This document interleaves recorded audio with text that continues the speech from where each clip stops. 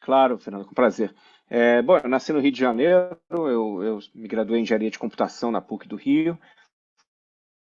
Trabalhei por alguns anos no Brasil, né, trabalhei na IBM, e depois eu tive a oportunidade de ser um dos primeiros funcionários de uma empresa israelense listada em bolsa, a Amdocs, aqui no Brasil, em 98. Foi uma experiência muito gratificante. Eu acabei indo para os Estados Unidos um ano depois fazer o meu MBA em Wharton, e durante aquele período eu tive a minha segunda oportunidade de trabalhar com startups israelenses através de um programa que era uma parceria entre a Wharton School e a Tel Aviv University, basicamente um projeto de consultoria trazendo startups israelenses para o mercado norte-americano. Eu passei 15 anos nos Estados Unidos, eu fui do grupo do Microsoft Research na área de saúde, onde eu tive a oportunidade de trazer tecnologias de nuvem, inteligência artificial, para vários projetos com NHS na Inglaterra, para pacientes, por exemplo, com demência ou pacientes com outras situações crônicas. Lançamos esse produto do Microsoft Research no Canadá, também com a TELUS Health. Enfim, eu fiz bastante aventuras aí no mundo de health, como você sabe, nem sempre é muito fácil, aí questões de privacidade, segurança, enfim, mas foi uma época boa.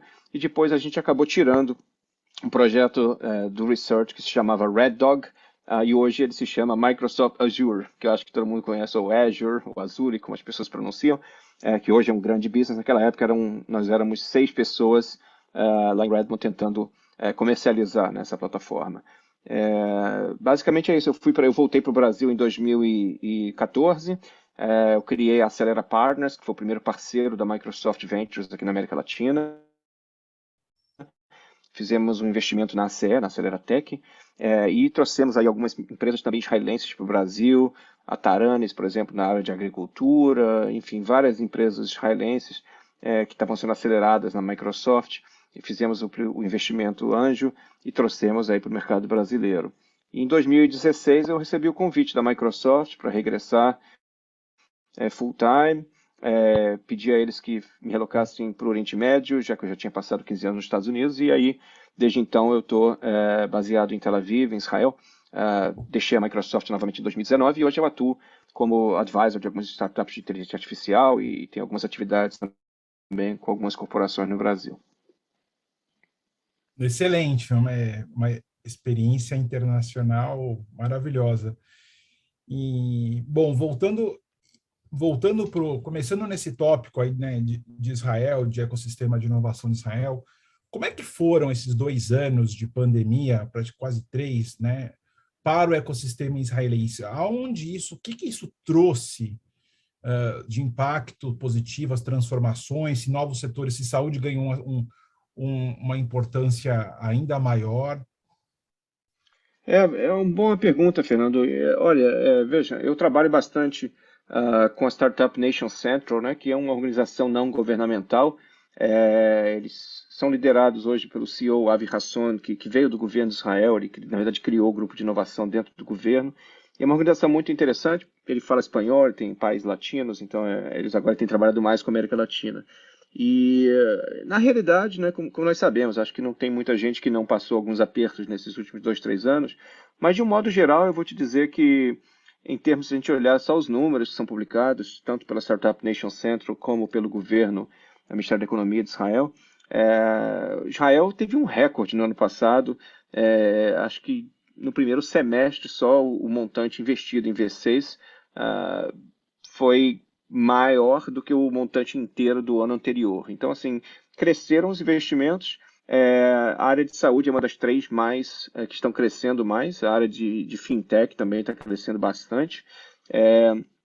E aí, por motivos óbvios, é claro, durante a pandemia, acho que muitos países, imagino que o Brasil até seja um deles, mas vários países com os quais eu trabalho, aceleraram um pouquinho algumas coisas, por exemplo, a parte regulatória para telemedicina, enfim, várias coisas que aí eram um pouquinho mais lentas começaram a ser aprovadas. Nos Estados Unidos, o FDA e o UA também aprovou mais rápido algumas coisas que estavam pendentes. Então, a gente viu até uma aceleração aí na adaptação como você falou, a gente estava conversando um pouquinho antes, né? Não é só nos investimentos, mas a própria adaptação dessas tecnologias, elas se aceleraram bastante. Então, de um modo geral, né, dentro de um cenário aí complexo, Eu acho que os números mostram aí um crescimento dos investimentos, um crescimento não só do aporte financeiro, mas um crescimento de resultados, porque essas tecnologias realmente foram aceleradas mais rapidamente. É, e, como eu disse, eu acho que o ano de 2022 ele está sendo um pouquinho mais complicado por algumas questões ligadas aí ao mercado de capital de risco, né? Acho que ano passado, até alguns meses atrás, a gente viu várias empresas israelenses fazendo IPO, foram, se eu não me engano, uma dúzia de empresas israelenses fazendo IPO, que não era algo tão frequente, as empresas geralmente eram vendidas mais rápido, né? Então, assim, foi uma coisa muito boa, mas agora me parece que essa janela está se reduzindo um pouquinho, as empresas estão um pouquinho mais, como vou dizer, comedidas nesse segundo semestre. Eu acho que tem um pouquinho mais de insegurança no mercado, questões geopolíticas e de guerra na Rússia com a Ucrânia, e, enfim, vários outros fatores além do Covid. Então a gente vai ter aí uns 6 meses um pouquinho mais apertados. Mas, de modo geral, foi um crescimento brutal. Como eu disse, né? Dentro da tristeza teve bastante alegria. Legal, é muito bom. É interessante isso, é interessante, né? E, e você que vive em Israel, quer dizer, né? Israel que é conhecida como a Startup Nation, o quanto da economia, de fato, hoje é ligado a essas empresas inovadoras? Quer dizer, isso é algo, né? Eu acho que Israel tem várias. Eu acho que o ecossistema de Israel é um ecossistema muito rico, onde a universidade está muito ligada à geração de negócios inovadores, mas isso é algo que perpassa toda a economia? Então, Fernando, é uma excelente pergunta, é até um fator curioso. Nas últimas 2 semanas a gente fez um tour aí pelo interior de São Paulo, eu fiz algumas palestras com alguns colegas, e a gente falou um pouquinho sobre esse assunto, né? Assim, olhando para a economia israelense, que é uma economia, vamos dizer, um país pequeno, um país de 9 milhões de pessoas, mas uma economia razoavelmente forte. Se eu não me engano, os números antes da pandemia eram na casa de 10 a 15% das exportações são exportações de tecnologia, que foi inclusive um dos fatores que ajudou, como todos os países, Israel teve aí uma pequena recessão durante a pandemia, mas ela foi mais ou menos controlada porque realmente a exportação de tecnologia é um componente grande, né? Como eu disse antes, o próprio Startup Nation Central e o próprio governo de Israel têm trabalhado muito em 3 pilares. E um deles a gente conversou bastante nessas últimas semanas, chama Human Capital, né? Foi publicado agora o report de 2022 da Startup Nation Central, ele está disponível até no site, é um relatório bem denso, mas a meta do governo é de aumentar esse número aí a 25%, eventualmente 25% aí do GDP e das exportações de Israel estão atrelados a high-tech. E aí vem um ponto interessante, né, que a gente está falando aí de várias dificuldades da crise.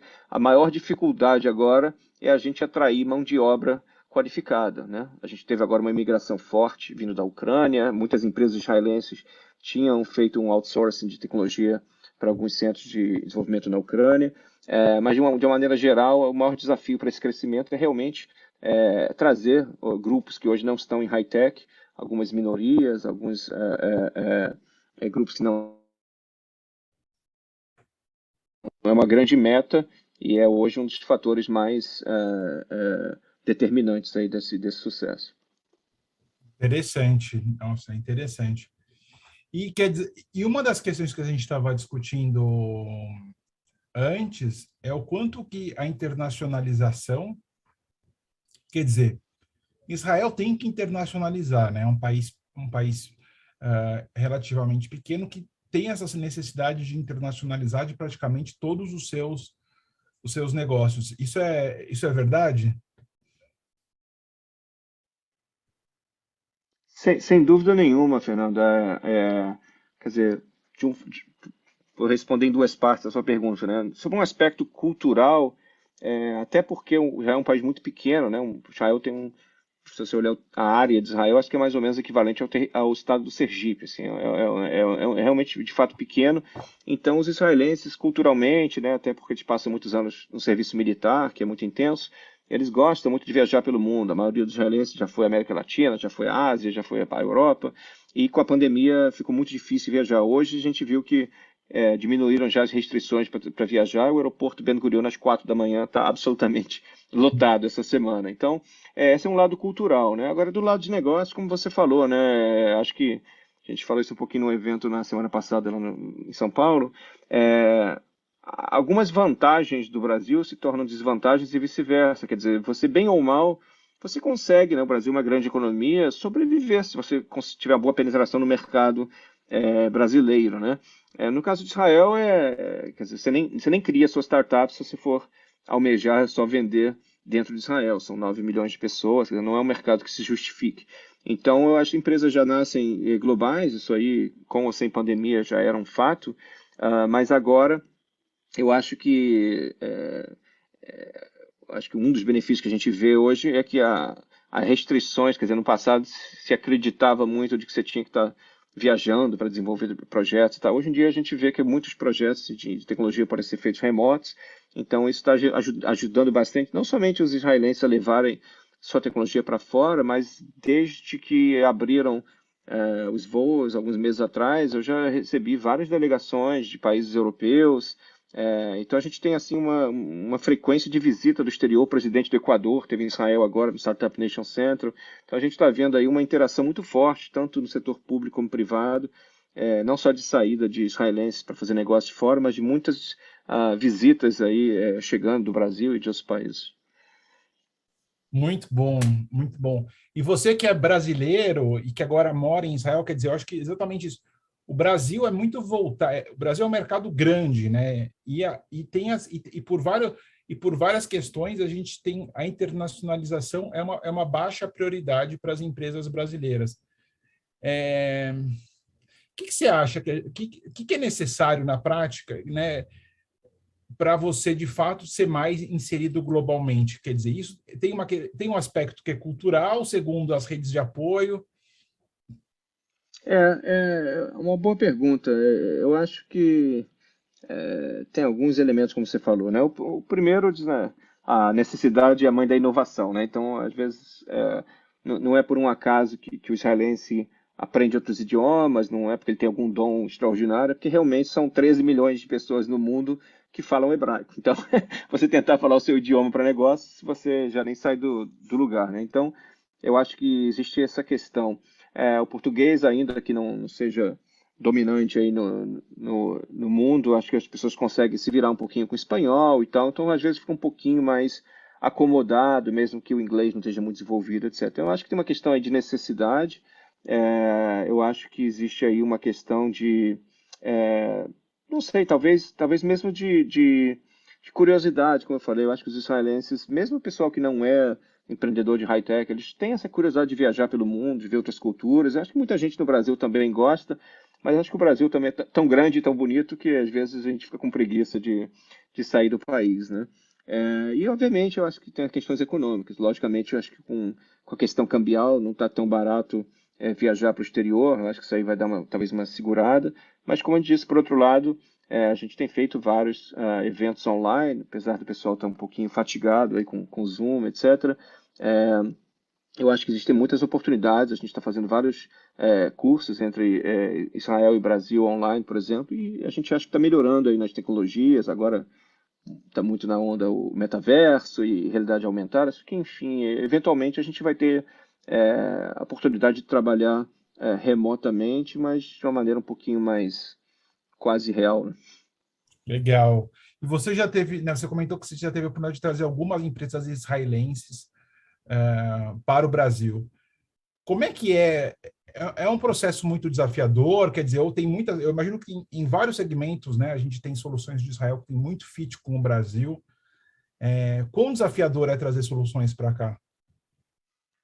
Veja, eu acho que o desafio começa novamente aí pela questão cultural, e quando eu digo cultural, para ser mais específico, eu acho que isso é uma questão de time, né? Eu acho que o pessoal diz tempo é dinheiro, na verdade, tempo não é dinheiro, porque dinheiro a gente perde e ganha, né? O tempo não volta. Eu acho que Israel é um país onde a gente não pode se dar o luxo de perder tempo, digamos assim. Então, as pessoas são muito orientadas a resultado, que é uma coisa boa, mas o que traz também é que a cultura latina, como a cultura asiática, ela carece muitas vezes de conhecer bem a pessoa, enfim, de ter um relacionamento pessoal para desenvolver negócios, né? E não é, digamos, não creio que seja o forte em outras culturas lá do hemisfério norte. Eu acho que é mais voltado ao resultado, eles gostam muito de viajar de férias no Brasil, etc. Mas quando chega em negócios, tem aquela expectativa que eu acho que às vezes é um grande tem um gap grande aí entre Brasil e Israel, que é a questão do time. Quer dizer, se a gente falou aqui meia hora no Zoom e achou que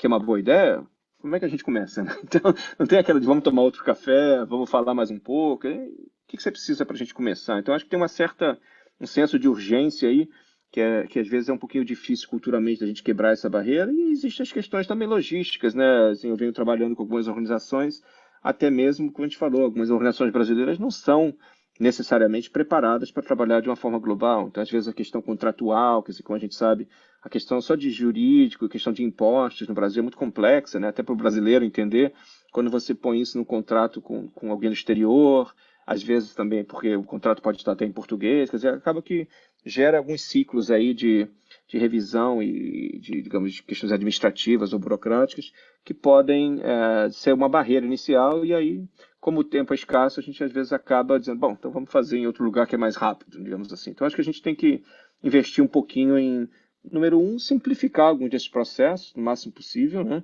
E número dois, a gente tem que realmente desenvolver a habilidade de criar essas parcerias a longo prazo, mas de entregar resultados, ainda que a passos curtos, mas constantes, né? Não esperar um ano para a gente realmente ver um fruto desse relacionamento. É. Eu acho que esse é um excelente ponto, né? E eu acho que muito quando a gente fala de inovação, tal, quer dizer, é entender que existem contratos, né? Existe toda uma formalização para isso poder ser viável, para isso se viabilizar. E na nossa cultura isso não, às vezes não é trivial, né? Acho que tem um aspecto cultural, tem um aspecto dos ritos legais, né? E acho que às vezes isso faz com que demore realmente, né? Eu acho que é um pouco dessa crítica que a gente estava fazendo previamente, falando assim, nossa, como às vezes é muito mais fácil você fazer uma missão para Israel do que fazer negócio com Israel ou qualquer outro país, sem generalizar, né? Porque realmente a gente tem que estar preparado para essa realidade, né? Claro, e veja, eu acho que eu sou crítico, mas ao mesmo tempo a gente tem empatia. A gente sabe que é um pouco frustrante a pessoa, vamos dizer, ter um encontro, etc., e 12 meses depois não vê ainda uma coisa tangível como resultado, né? Por outro lado, a gente precisa também criar um plano de trabalho onde a gente tenha metas, talvez agressivas a longo prazo, mas metas factíveis num curto prazo, até para a gente poder celebrar, a gente poder entender como trabalho. Quer dizer, é muito fácil a gente falar dessas complexidades e questões culturais, mas o mais eficiente é a gente, de fato, aprender fazendo, né? E aí acho que a gente tem que simplificar um pouquinho. Eu acho que minha reflexão, assim, nos últimos 18 meses, fazendo alguns trabalhos entre Brasil e Israel, é que às vezes a corporação brasileira, ela vê Israel como, puxa, Israel está tão avançado tecnologicamente que tem soluções para os meus problemas, né? E é lógico que a solução ela pode ser uma solução early stage, ela pode ser uma solução que precisa ser tropicalizada, ela pode ser uma solução que não está 100% pronta, né? Então, em vez de a gente querer a perfeição, talvez a gente precise criar alguns projetos até de transferência de conhecimento e tal. Quer dizer, antes de chegar na implementação final de uma solução, você pode ter uma etapa de aprendizado, de capacitação, de um piloto. Quer dizer, a gente tem que ser um pouquinho mais criativo também para que a gente tenha uma trilha onde a gente vai crescendo e se ajustando juntos, né? Porque se a gente realmente, qualquer um dos lados, esperar que o outro resolva todos os nossos problemas, nos entenda 100%, esse processo vai ser um pouco frustrante, né? Sim, sim. Não, e um dos aspectos importantes é a gente avançar em relação à maturidade, né? Eu acho que realmente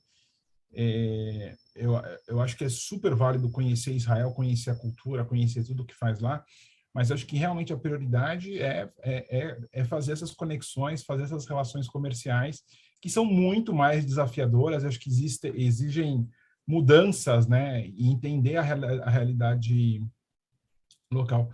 Beni, recentemente eu vi um dado que Israel é um dos países que mais se destaca no quesito educação, né? É, e é tanto pela qualidade da educação e certamente uma educação muito voltada para a inovação e acho que antes da inovação muito voltada para resolver problemas, né? que você vê aí na educação de Israel que faz com que isso se destaque tanto? Então, Fernando, parece até que a gente combinou essa conversa que a gente não teve tempo de combinar. É, como você sabe, eu tenho uma paixão enorme por educação, por saúde, desculpa.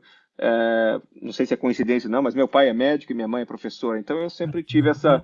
fascinação por saúde, mas eu diria que a minha segunda paixão é a educação. Eu realmente acredito que são os dois grandes pilares aí para a gente transformar um pouquinho mais a sociedade, né?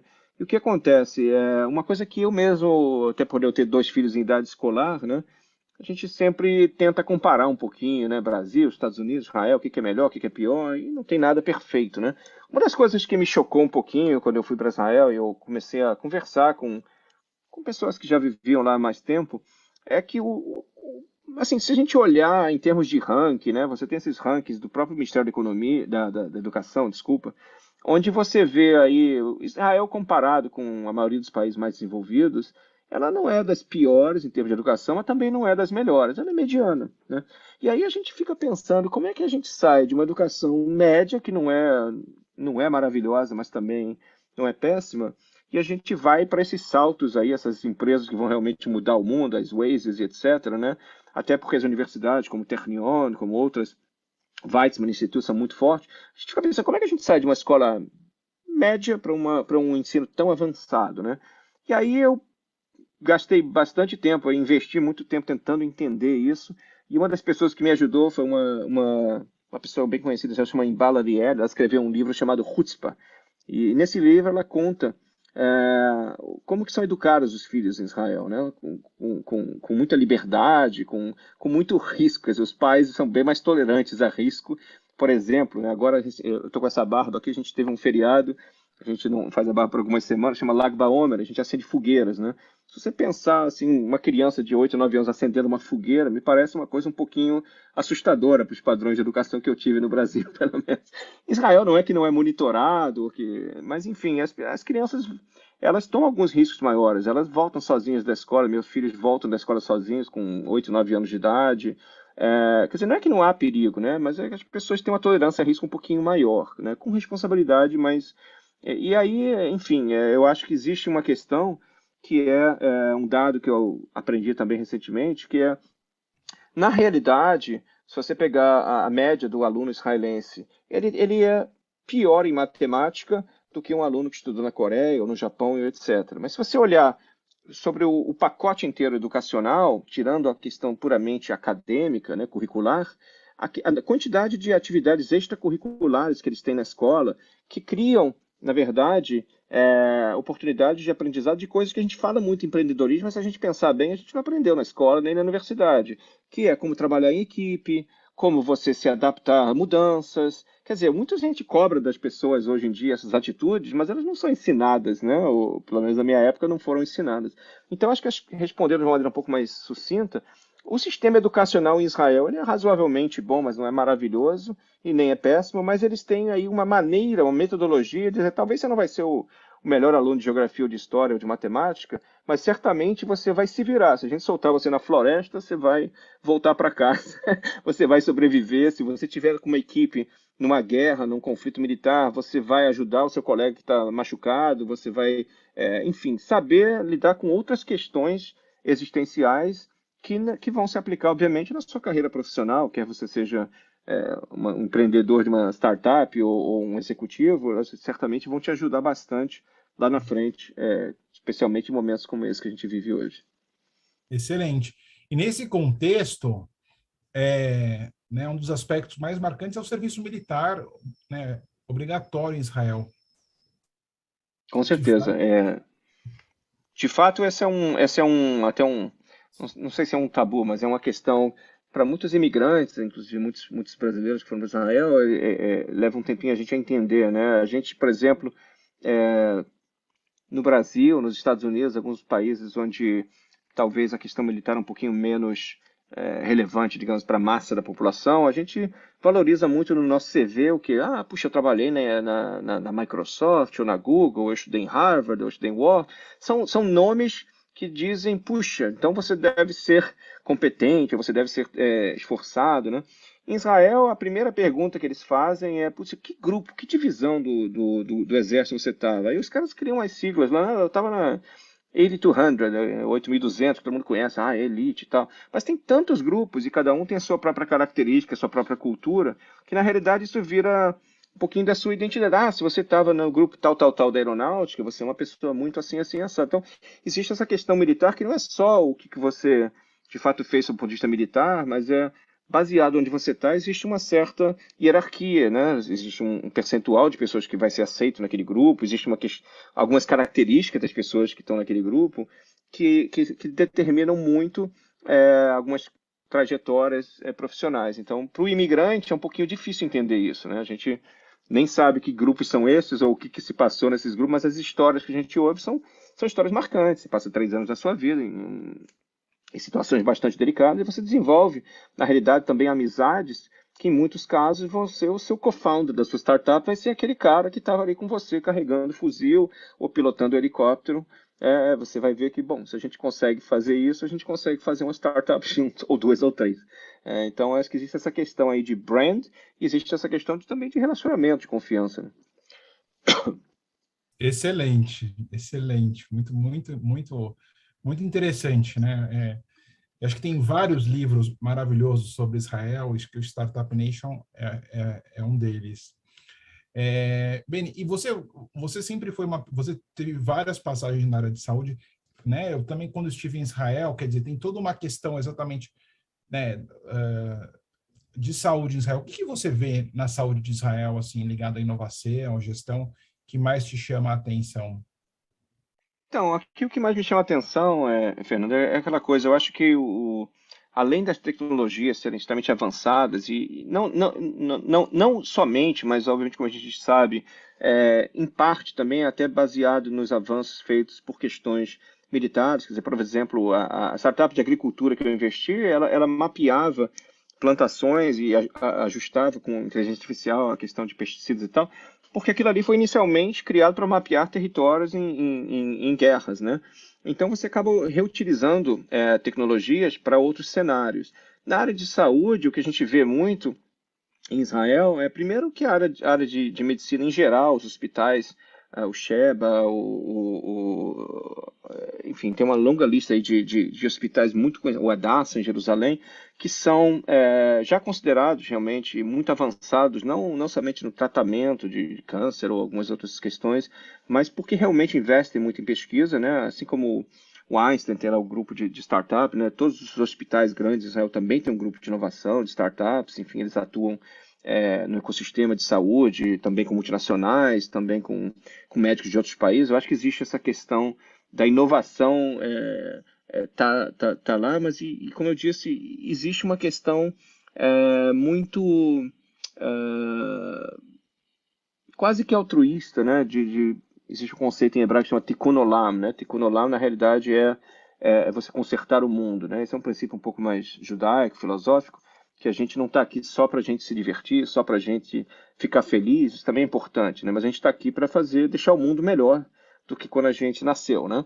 E eu acho que isso está um pouquinho enraizado. Eu acho que a medicina em Israel como qualquer país, né, ela visa aí salvar vidas, mas por outro lado existe, como você talvez possa perceber, não tão óbvio na mídia, mas existem vários grupos de médicos, paramédicos, etc., israelenses que vão para vários países do mundo, quando tem acidentes, terremotos, ou quando tem guerra, enfim, na Ucrânia eles montaram um hospital provisório ali no meio da zona de guerra. Então, existe essa questão de achar soluções para problemas reais, e existe essa questão uma obrigação nossa de ajudar as pessoas que realmente precisam. Então, eu acho que uma combinação aí de tecnologia, de propósito, eu acho que existe aí uma combinação alta. E para fechar, como eu disse, a gente tem tanta tecnologia, por exemplo, de Big Data, de inteligência artificial, que, por exemplo, a área de diagnóstico é uma área que está avançando muito rápido em Israel, né? A questão de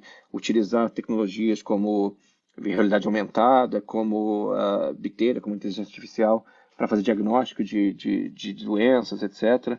Eu acho que tem uma infinidade de aplicações aí dentro da medicina que estão bastante avançadas já em Israel. Muito bacana, muito bacana. E, bom, você que vive aí o ecossistema de inovação de Israel, qual que é a principal lição assim que você acha que as pessoas podem tirar ou devem tirar, quer dizer, ou talvez uma reflexão sobre esse ecossistema, né? Que tem tanto a ensinar. Então, Fernando, eu acho que esse talvez a lição número um que eu tenho, que eu tenha tomado de estudo, é que a, a, a- quando eu morava no Brasil me diziam, né, o ótimo é inimigo do bom, né? Quer dizer, às vezes a gente é lógico que saúde e outros setores são setores regulados, são setores que você não pode, quer dizer, você tem que tomar um risco calculado, você não pode também sair é, em situações fora do controle. Porém, eu acho que uma das maiores lições que eu vi é em Israel, antes de se ter preocupação com a perfeição, se tem a preocupação com a velocidade. Talvez a gente não vai emplacar um gol imediatamente, mas vamos chutar na trave a primeira vez, vamos ver por que o ângulo estava ruim, vamos chutar a segunda vez, enfim, vamos fazer essa jornada ter mais aprendizados e mais rápidos. Ela não precisa ser perfeita, né? E eu acho que isso é uma coisa que a gente precisa, de fato, né? Se fala tanto em inovação com I maiúsculo, mas às vezes tem uma certa idealização, uma certa fantasia de que, uau, a gente vai ter essa ideia brilhante, tudo vai mudar, tudo vai ser perfeito, mas não é assim. Na verdade, o sucesso é uma acumulação de várias pequenas falhas que vão se ajustando até você chegar num ponto em que você está satisfeito com os resultados. Então, essa Israel absolutamente é perfeitamente aceitável errar. Eu diria mais, se você não errou, você é considerado uma pessoa que não toma riscos, talvez que não mereça grandes oportunidades.